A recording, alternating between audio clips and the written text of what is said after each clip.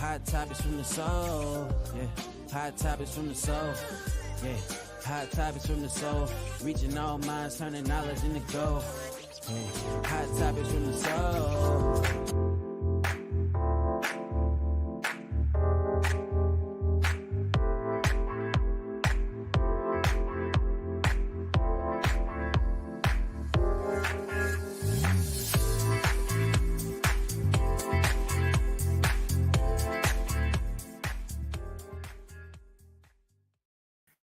Hello and welcome to Hot Topics from the Soul. I'm your host, Dr. Valerie Parker Hagan, and I'm delighted to be here with you tonight.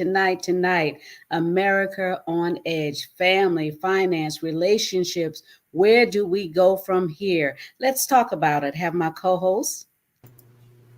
Hey, and good evening, Dr. J.R. Thicklin. So glad to be with you here on this wonderful evening because in fact, there's so much to talk about, so much that have happened even since our last time together. And it's time to call a thing and really have a real conversation about what's happening here in America, being on edge. We talk about family, finances, and relationship. And the fact of the matter, all of those things are intertwined, they're interconnected.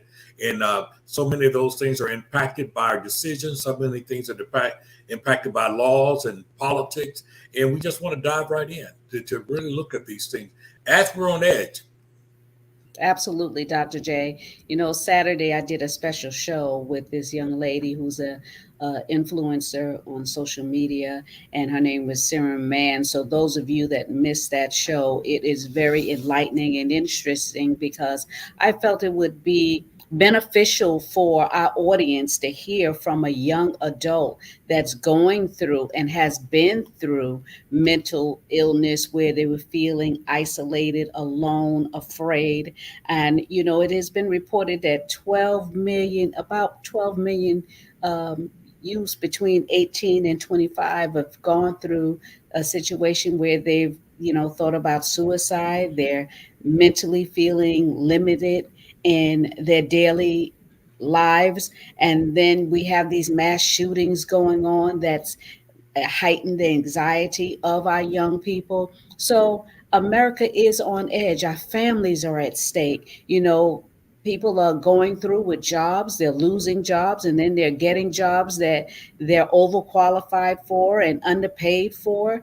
And they're going through with relationships because of the fact that the one they thought was the one isn't the one, but because of finances and because of the bridge between relationships with the families, they seem stuck in that situation where they feel, well, better to be with somebody than be alone. So America's on edge. We have the elections coming up in November, and we have all of these things coming up where, you know, America's trying to decide where should we be in the next 4 years. We got Project 2025 that's been on the table that we've heard about. And I said, I looked up, I wanted to know what's this Project 25 they keep talking about. And when I looked it up, I was like, oh my God, that means that if that goes into effect, we are under the threat of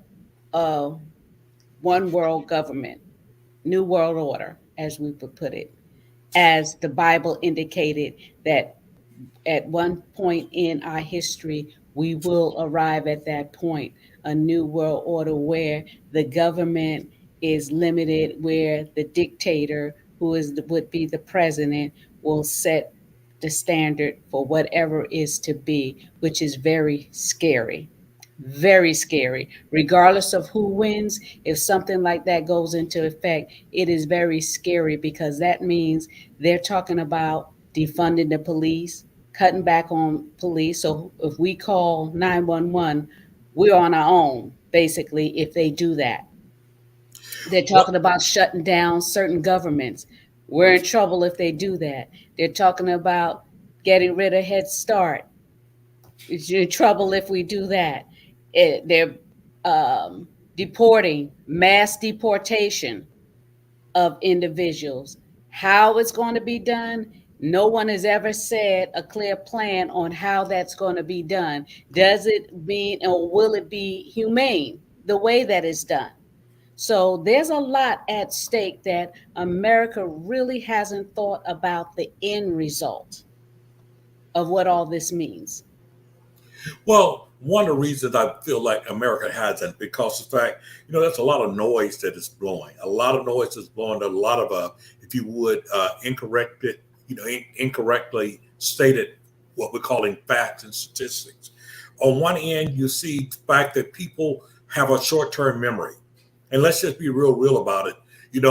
We had the world's worst pandemic in over a century back in 2020. And that thing ran right over into even present day. Now, when we look at the fact of the matter, I don't want to sound too political. We often hear one side talk about the great economy that they had. But let's be real about it. They inherited a great economy from President Obama. Yes. So they inherited a great economy. And so basically, the only thing they had to do is not screw it up. And even inside of that, there are some things that they was trying to do that could have really went shipwreck. Now, we saw low unemployment rates. We saw a lot of things happen during that time. But then we had a major pandemic. That pandemic caused not only job loss, it shut down everything for a period of time. The economy went in a tank and all those things happened. Now, if we're really telling the truth, the last 3.5 years has been about post-pandemic recovery. If you're really telling the truth, the United States of America have rebounded from the pandemic better than any other industrial nation in the world. And we have. The thing about it, what we're seeing is that we're coming out of something that has been very terrible, and we've done it in great rate. Yeah, inflation happened because of the fact, for many different reasons. We talk about the fact of being able to ship, the whole shipping shortage, and all those things there impacted things coming in and things going out. There are a lot of things that contributed to those facts, but the reality is that we're looking at things are happening as they should. We also experience, if you would, unemployment rates being very low. Very low. We hit record unemployment rate here in 2022. And so there are a lot of things that are really actually are going right. But when you hear one side talk about it, they talk about it like, wow, this administration has failed.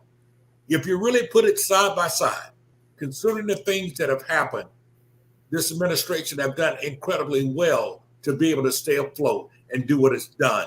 There are a lot of things that have played its part in causing things to be terrible. And one of the things we keep hearing about is, if you would, is the economy. And yeah, we ought to be concerned about the economy and immigration. But let's take one at a time. With the economy, once again, the recovery is happening. You can say what you want to about the Inflation Reduction Act. It is taking place. It is happening. Is it steamrolling? No. Did we get here like overnight? No, we didn't. So that is taking time. But let's take a real good look at immigration as well. You're talking about a whole world that has been in a pandemic inside of it. And even when both sides came to an agreement that could have really signed a really comprehensive, if you would, immigration bill, an individual who was no longer president put his hand on the scale, encouraging his fellow party members not to go along with it. Don't sign it. And for what reason? If you really love the country, then why are you telling them not to do something that you're now complaining about the problem with? It is because it's for self-gratification. It is for taking the credit inside of things. It is the oldest trick in the book. Make everyone suffer, then you come in and you become the hero because you made one decision and those type things happen. Meanwhile, who's suffering? Everyday Americans. Notice what I said, everyday Americans. Not those that was born and inherited $400 million, not those that were born with a silver spoon in their mouth. And so when you look at it, it's hard for a person to be empathetic toward people that are less fortunate than them when these individuals have no idea what it is to clock in a 9-to-5 job. These individuals have no idea what it is to have to do those type things. And so when we talk about it, now we're forced in a world that we're living up under propaganda. Whatever propaganda is put out there, whatever propaganda is happening, the squeaky wheel gets the oil, so people formulate opinions. Now, this is beyond. This is beyond just moral choices and those things there, because on one end, you have one party that's talking about moral this and moral that, but have the most immoral candidate in history. On one end, you have those things being said. And then you talk about the fact, I was thinking today, things have gotten so bad. I'm like saying, Lord, where are the George Bushes? You know, where are those individuals? Because at least at one time in our politics, you look at the different individuals, and guess what? You may have not liked one or the other, but you did not have to deal with the disdainment of who they were. You didn't have to deal with people that were so angry, so bitter, sounding so condescending, so attacking. If you listen to one side, you would think America's the worst place in the world to live. I mean, making up stuff just to make up stuff to cause hatred and division. I mean, listen. And that's what I want to focus on too tonight, Dr. J. We're in trouble when we're comfortable with the divide. Yes. That is scary. When we're comfortable pointing fingers at one nationality over the another, we're in trouble because discrimination against one is discrimination against it all. Exactly. It is that the polls show that a lot of Hispanics are supporting, the Republican Party. Why? Why? Because of the fact, and I don't understand why, because of the fact that all that person has to do is speak a word and every Hispanic will be under attack, just like they did with Asian people. They just said one word and the Asians were under attack. Never before in history, since the Martin Luther King days and, civil rights, have we been under attack as a people of color, where we've been moving targets and, fearful that if our children go out the door, if they'll come back alive. Yes, there is a lot for us to be afraid of. So racism against one is racism against us all. They're like, well, we don't agree with any abortion and we need to ban abortion and things like that. But until you get in that situation, you can't fully grasp what it all encompasses when you're speaking about that. And even on both parties, when they were talking about it during the debate, it was a problem. But we are in trouble as a nation when our relationships are at risk because of the fact of the divide in the country, the divide in the home, the divide regarding our children, the divide regarding our jobs. There's so much divide with religion. Where it never was at this height of this dispensation in my lifetime, because when I was a child, I remember the assassination of Dr. King and JFK. I was born during those times, and I remember the hush when Dr. King was murdered, and I cried and I wept. And with Bobby Kennedy, I remember when he was assassinated. It was a frightening time. Yes. It was a frightening time. And yet we springboarded and became a strong nation. We rebounded. And now we're way back beyond civil rights. Yeah, because that's intentional political divide. There's intentional racism. There are people that are praising white nationalist policy, those things there. Once again, I am saying, we've always had differences of opinion, but where are the Mitt Romneys? Where are the John McCains? Where are those individuals who are decent men? Although you may not always agree with what they said, but they wasn't destructive in their speech. They wasn't condemning everything. Everything was, just personal attacks. At one point in time, when do you look at your child, your grandchild, and say, listen, okay, one day you can grow up and be president. Like who? Is that the personality that you want? No, not at all. And by the same token, where is the common sense is inside of this? You would think anyone who would come within inches of losing their life would be very careful with what comes out of their mouth, would not be so intentional and so in rhetoric and divisive tones there. But yet it's still, they're flourishing it because we appeal to the most darkest side of people in this country. Where is the spirit of hope? Where is the spirit of we shall overcome? Where is the spirit of the fact that, listen, we're better together? Where is that spirit? Where is this whole thing? And I'm not talking Democrat or Republican. I'm talking about what I'm hearing coming out of a mouth that continuously just put people down. It is ridiculous to hear a person continuously divide, segregate as if they're going to be the president for a certain group of people, but the rest of y'all can go to hell in a handbasket. And that's the way that the language comes across. At the end of the day, even if I like your policies, I don't like your personality. Mm-hmm. Even if I was for your policies, I don't like your spirit of what you're coming out of. And so when we see those type of things are happening and things are on edge, where's the calming voice? Where's the calming voice? It's not coming from not from the highs of politics. And so it brings us back to what's happening with our families. Absolutely. And talking about families, if certain individuals are in office, insurance is going to be taken away. Wow. And then because you're not going to be able to afford the insurance, Social Security will be taken away. What's going to happen to all the seniors? They're already losing their homes they worked so hard for because of the fact that they can't afford to keep up the maintenance payments. Could you imagine living in your home, paying it off, and your maintenance charges are $2,000 and $3,000 a month? Yeah. And your Social Security is $1,000 a month.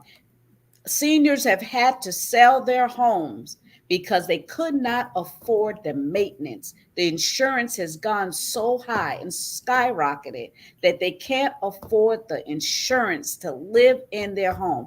I know I had to refinance my insurance on my home. My insurance was higher than my mortgage payment. Wow. It was higher than my mortgage payment. And I was like, my Lord, you could pay your house off, but you never pay it off because of the taxes that are being put upon us in our local communities. And speaking about local communities, we must vote locally. Absolutely. We must vote locally because they control the dollars in our community. So, okay, you want to vote how you want to vote for president, fine.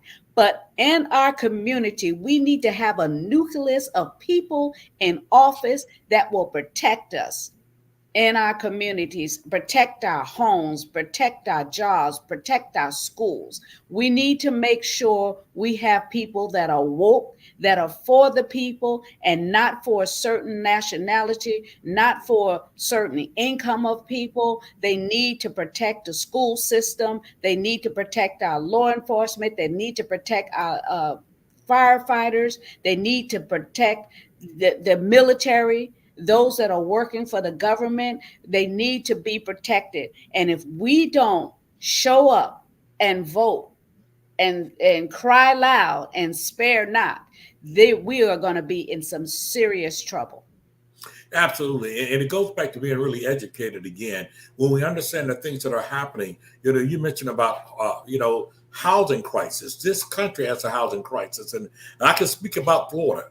Florida is a housing crisis on steroids, is what we're seeing. As you're talking about insurance, look how citizens insurance, all those things bellying up and these things that are happening. People are not able to even afford insurance. And then people now, literally taking the risk of owning their home without insurance. And all of these things are happening and there seems to be no relief anywhere. You have a governor who will turn down federal monies that could help in certain things simply because you don't like the party that is handing it down. I mean, all the kinds of things that have not. Don't just brush over that, yes, Dr. J. Don't Absolutely. Brush over that because that goes back to what I said about making sure you vote for those that are in control of your state. Absolutely. And in your local cities, because when there's money available, if it's not accepted by those that are in charge, we won't receive it. That goes from the head down. That affects healthcare, that affects schools, that affects jobs. Absolutely. And we've seen that happen when we reject things and then we go and complain about things on the other end. We are living in a time that we must tighten up. People, as much as Florida has been one of the number one tourist states to retire, people are not able to live anymore. There's just as much of an exodus leaving here. I mean, there are so many people that are leaving. It's like escaping Alcatraz. I would love to stay there. I love the weather. I love all these things, but I can't afford to stay there. And one of the local things that have been running here in particularly Palm Beach County for the last year or two is a whole piece on my price out of paradise. Price out. You can't afford to stay there. You look at the fact that we have children to go off to college and they don't return home to Palm Beach County, especially because they cannot afford to live here. And then when they do come home, many kids are forced to live with their parents and start all over again, that type of thing. There has to be things that are done. You know, it's time out for all the rhetoric, the rhetoric. It is time out for it. At the end of the day, you know, if we're really going to be a government of the people, for the people, and by the people, then it's only the people that can hold the government accountable. That means that not only registering to vote, and with that being said, people, I want to encourage you, October 7th you got to be registered to vote by October 7th, or you will not be able to vote in this coming election. Number two, I'm going to urge you seriously to go to your supervisor of elections website there and make sure, watch what I'm about to say, make sure, put your information in and make sure that you are still registered. Because if you missed this last election cycle, I'm not talking about necessarily the presidential election cycle, but if you missed the cycle too, you could have been purged from the roll. You could have been purged, and so you have to. And that's nationwide. That's not saying that every state has their own thing where they can purge you regardless of how many years you've been registered. They can actually kick you out of being registered to vote. And those things are very important. The third thing I want to say is this, is that you've got to be ready. You've got to make sure that. So if you're listening today, you have an elderly parent or a person who is challenged in whatever way, do your homework. Make sure that they're eligible. Make sure they're registered still. If not, get them registered. And lastly, what I'm going to say to you is this, vote early. If you have opportunity to vote early, vote by mail, vote early, because I'm going to say to you, and one is connected to the other. If you show up to that election poll, if you show up on that November day to vote and you discover then that you're no longer on the roll, you're going to be heartbroken. If you show up then and find out, you know, even some people are being disqualified because their signatures doesn't match. You may need to update your signature. All of those things are important because this is part of the voter suppression that happened. People, listen, as a resident born and raised in Selma, Alabama, the site of what was responsible for the Voting Rights Act of 1965. Listen, folks died. Folks was beaten to a pulp for this right to vote.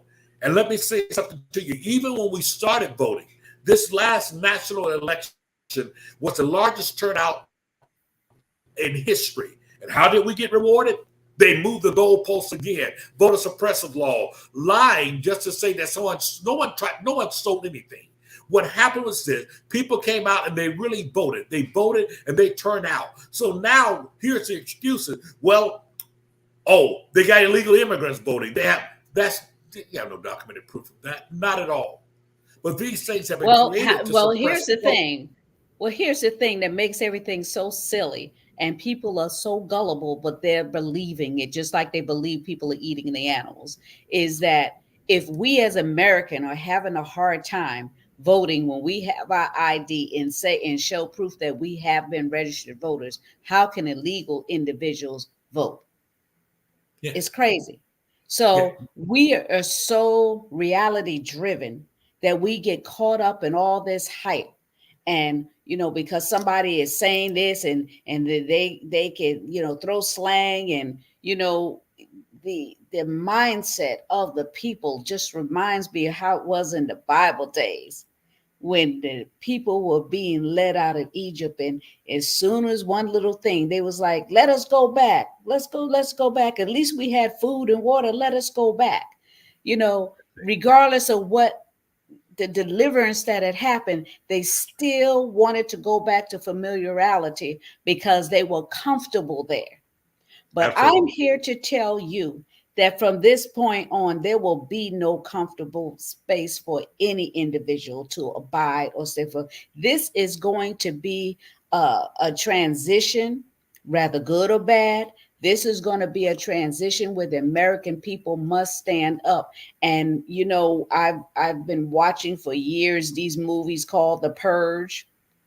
Oh, yeah.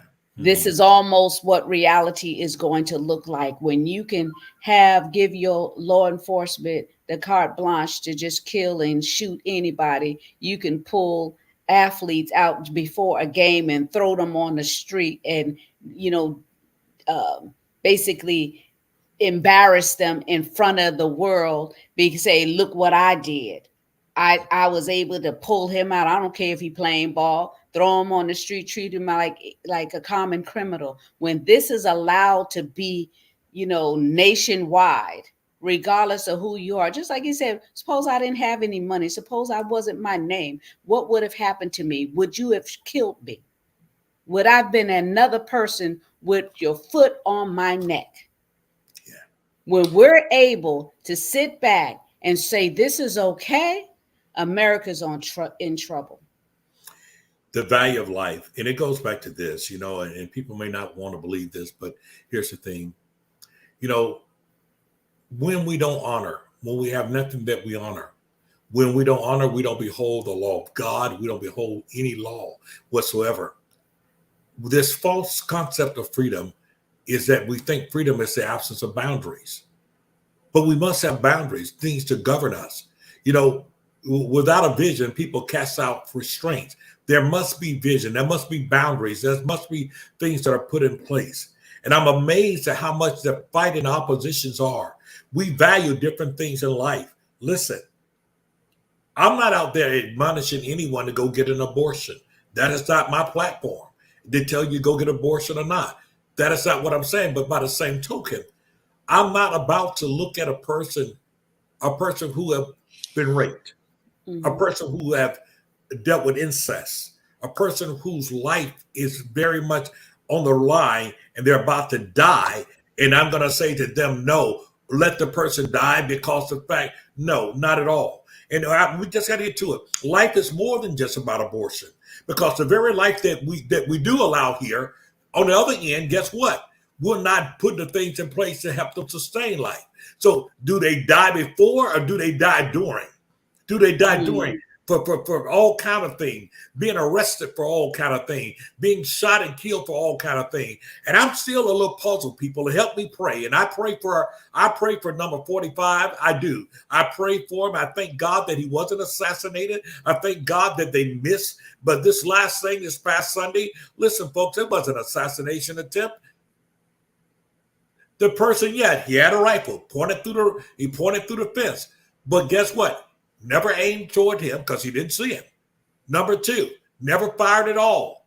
Only casing was found by the Secret Service agents who fired their weapons, and this person got away. Now, I'm not minimizing what happened, but this is what I am saying.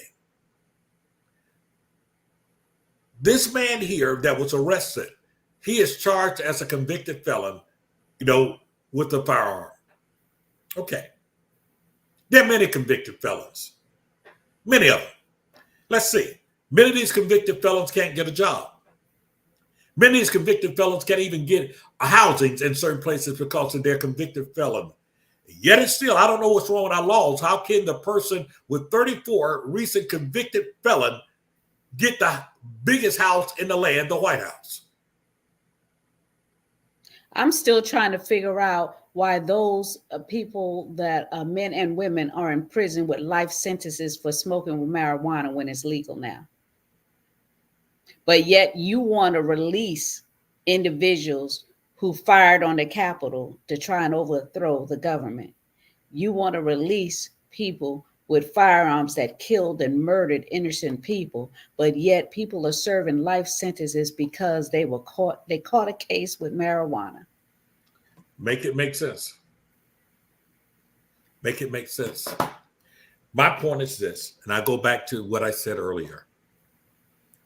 And they can't vote, even if they get out. They cannot vote. No, but you can have an office.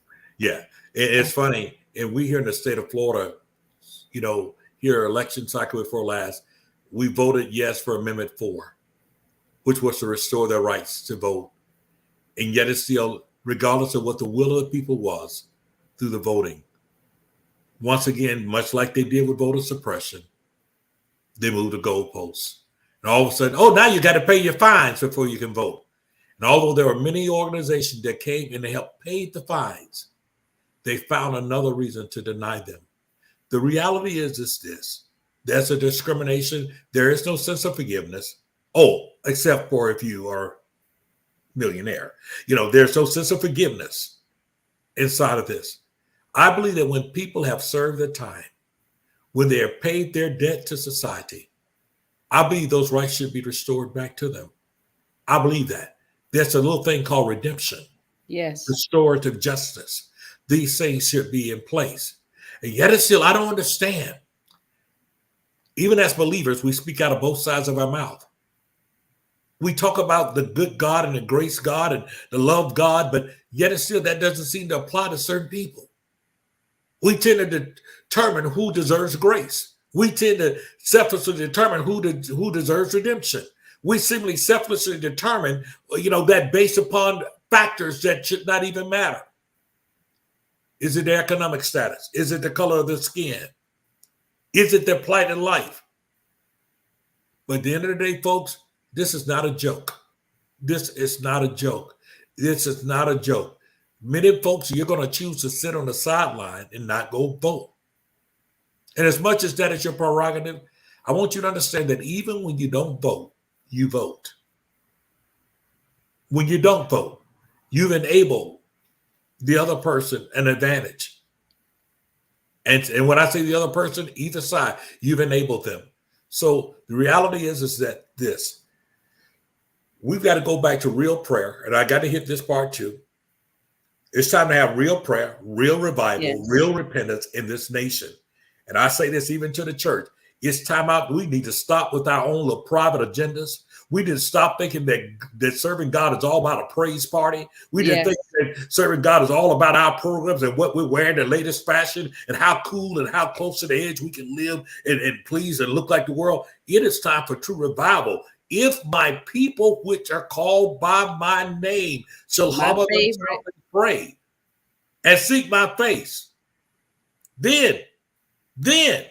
But the problem is that when we're self-serving, when we're self-seeking, when we're self-glorifying, because every person seems to be all right as long as they're in power. Every person seems to be all right with everything else as long as they are in power. But see, that's the thing that makes us different. When we understand this, that we still have an obligation to think of the least, the lost, the left out. Remember the widows and the orphans and those individuals that we're called to really, we don't think about those things now because everything is about how do I get ahead? What's my next dime? How can I get those things? And we will step on anybody and anything. We'll step on loyalty. We'll step on friends. We'll step on family. We'll step on anything to get our way. And at the end of the day, what is real ministry? It's being able to give to people. It's being able to do something for people who don't have the ability to reciprocate it. They can't even return it. But you know what? At the end of the day, it goes very simple. When I was hungry, did you feed me? When I was naked, did you clothe me? When I was in prison, did you visit me? Very simple. And if we're not answering those questions, even as a nation, even as individuals, there's so many things that are dividing us. The thing that's dividing the family, dividing us, our finances and relationship, to the point that we get so blinded by it that we can't even come together and say, listen, come, let us reason. Let us reason together. We can't. We brag today about destruction. We brag today about breaking up. We brag today about those things. We are quick draw McGraw. And when I say quick draw, I'm talking about quick withdrawal. We withdraw from anything that has friction to it. It's a different day and time. Time is winding up. And I'm telling you, being on edge in this country today, it's interesting. We've always shared difference of opinion, but we've always been able to agree to disagree. Never done it violently. Right. We could agree to disagree, but we now live in a day and time that things are so on the edge. Look at what's happening. The proliferation of violence that is happening. Our young people, younger and younger, we're seeing violence happening. Just up the road, 11-year-old, just up the road here in Florida, just 11-year-old, threatening school shooting and violence. Just last month, 14-year-old. School violence, and we're seeing it happen. We go back to the days of Columbine High School, and it's been crazy ever since that time. And America doesn't see the shift that has happened. The shift that's happened, not just because it's happened, but somewhere along the line, we have perpetuated the lie in God we trust, but it's not in God we trust. We are trusting in everything else. We have not trusted in God. And it's a funny thing to me that even those that read the same Bible and all those things there seemingly have a shade inside of their way of loving. It seems to be color preference, tone preference, situational. But that's not what it's meant to be. So perhaps we're being called back to a place of true repentance. Perhaps we're being called back to a place where we are the people to come together. Let's reason. Oh, we're at a place, Dr. J, where we will be forced to go down on our knees. We are at this place where this is what is going to happen. We will be on our knees. You know, it has been 385 mass shootings, not just schools, but mass shootings across the states. 385, 24 mass school shootings in Florida, and 16 mass shootings in Georgia, and 46 children under 18 have been killed at these school shootings. So I want to ask those that are listening and looking, look at your loved one, your child, your significant other, your aunts, your grandma. Look at them. Do you want an onslaught of their lives? Because, you know, they can walk out the door, and because someone don't like you, they can kill you, and you get off scot-free saying it was, what do you call it? Stand in your ground. Yes. Mm-hmm. Yes, you know, I felt threatened by grandma. She looked like she was going to pull something out of her bra and kill me. So do we want cowboys and Indians? Do we want that fear heightened for when our children are pulled over by the police, they're subject to be killed and no repercussions for that? Are you willing to accept that with this new world order that may take effect, that we won't be able to get funding for college, Head Start taken away, budget cuts for police, fire department, our voice taken away because we have a dictator that all he has to do is speak a word and say, this is what is going to be. And people say, Dr. J, well, I just want somebody who's going to take care of the border. We need to stop letting all these people come in here. But does that compensate for all that's about to come? And we got 4 years now. Now, keep in mind, he can have government extend the years that he can be in office, or they can be in office. You could extend it past the 4 years, or say, oh, you can be have 12 years in office. So the people's voice will be taken away. Is this what you want? You living fine now in your homes, you know, you got your bank account. But when you can't afford to pay your house that's paid off because the insurance are high, when you can't afford to buy an electric car because the government has mandated that the gas vehicles be taken away and everybody get an electric car, what are you going to do? How are your children going to be able to get to school? And not for nothing, walk to school.